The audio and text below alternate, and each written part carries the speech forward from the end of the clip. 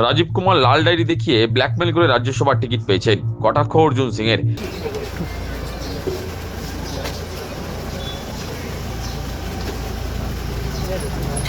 বাঙালি অস্মিতা তুলে ধরে যেমন তৃণমূল কংগ্রেস প্রচার চালাচ্ছে, তেমনি মমতা ব্যানার্জি নিজেকে বাংলার মেয়ে হিসেবে তুলে ধরে বহিরাগত ইস্যুতে বিজেপির বিরুদ্ধে প্রচার চালাচ্ছেন।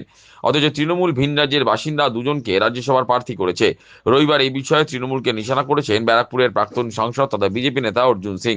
তার প্রশ্ন, রাজীব কুমার কিংবা মেনকা গুরুস্বামী এরা কি বাঙালি? তার কটাক্ষ, লাল ডায়েরি দেখিয়ে ব্ল্যাকমেল করে রাজীব কুমার রাজ্যসভার টিকিট পেয়েছেন। তেলেঙ্গানার বাসিন্দা আরেকজনকে রাজ্যসভার প্রার্থী করা হয়েছে। তিনি আরজিকর হাসপাতালে নিহত অভয়া মামলা সরকারের হয়ে লড়েছিলেন, তাই ওনাকে পুরস্কার স্বরূপ রাজ্যসভার প্রার্থী করা হয়েছে। হ্যাঁ, এটা পশ্চিমবাংলা যারা এখনো তৃণমূল কংগ্রেসে হয়ে দালালি করে বাঙালি বাংলা অস্মিতা কথা বলে, মমতা ব্যানার্জি বাঙালি আবেগ শান দেন, তার কাছে প্রশ্ন করা উচিত কি রাজীব কুমার কোন বাঙালি আছেন।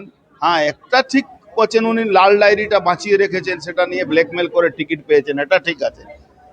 সেরকম আরেকজন তেলেঙ্গানা থেকে তাকে প্রার্থী করে দেওয়া হচ্ছে কেন? তিনি ওই আরজি করে অভয়ার কেসটা সরকার হয়ে লড়েছিলেন, তার জন্য তাকে প্রার্থী করা হচ্ছে। তাহলে বাংলার বাঙালি মানুষ যাদেরকে মমতা ব্যানার্জি আবেগ তুলে মাঝে মাঝে বাংলার মেয়েকে ভোট দাও বলেন, তাদের এটা বোঝা উচিত কি পশ্চিমবাংলাকে মমতা ব্যানার্জি নিজের পরিবারের জাগির বানিয়ে নিয়েছেন। যা ইচ্ছা উনি তাই করবেন। আর উনি বললে এটা এটা বাঙালি, উনি বললে এটা বিহারি, সেটা আপনাকে মানতে হবে। ভারতবর্ষে মানুষ আছেন, এটা উনি বলবেন না। উনি বিভেদ করে বাংলায় ক্ষমতা থাকতে চান। বিজেপি নেতার দাবি, মমতা ব্যানার্জি 6 বছরের জন্য রাজীব কুমারের মুখ বন্ধ করে দিয়েছেন। রাজীব কুমার লাল ডায়েরি প্রকাশ্যে আনলে মমতা ব্যানার্জি জেলে চলে যেতেন। হ্যাঁ, ও তো মমতা ব্যানার্জি ওকে 6 বছর মুখটা বন্ধ করে দিল। লাল ডায়েরি যদি পাবলিশ করে দিত তো মমতা ব্যানার্জি মানে চলে যেত জেলে। প্রসঙ্গত, নির্বাচন ঘোষণার আগেই বাংলায় কেন্দ্রীয় বাহিনী এসেছে। এ প্রসঙ্গে পদ্ম শিবিরের লড়াকু নেতা অর্জুন সিং বলেন, কেন্দ্রীয় বাহিনীকে নিয়ে পুলিশ ঘুরলে কিছুই হবে না।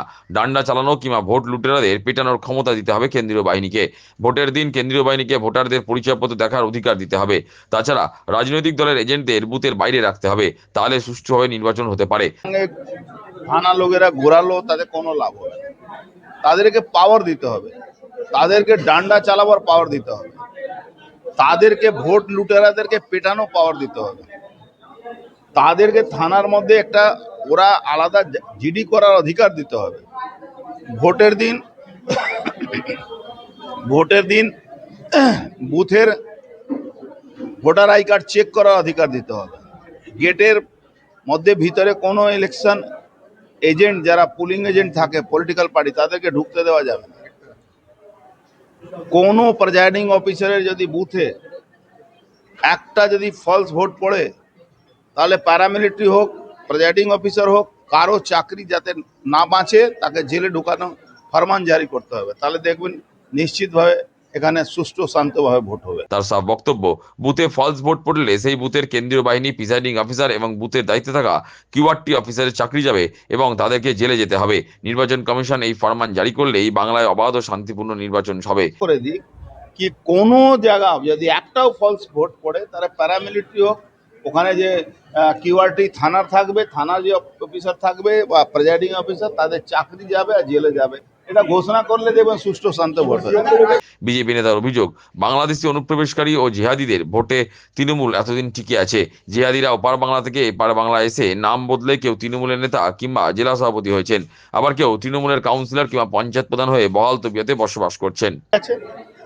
যাদের একটু সন্দেহ হচ্ছে এরা ভারতবর্ষের নাগরিক নেই, তাদেরকে বাদ দেওয়া বা তাদের ইনকোয়ারি করার জন্য এখন জুডিশিয়ারি তে যারা কাজ করেন, তারা সার্ভিস দেন জুডিশিয়ারি, তাদেরকেও দায়িত্ব দেওয়া হয়েছে।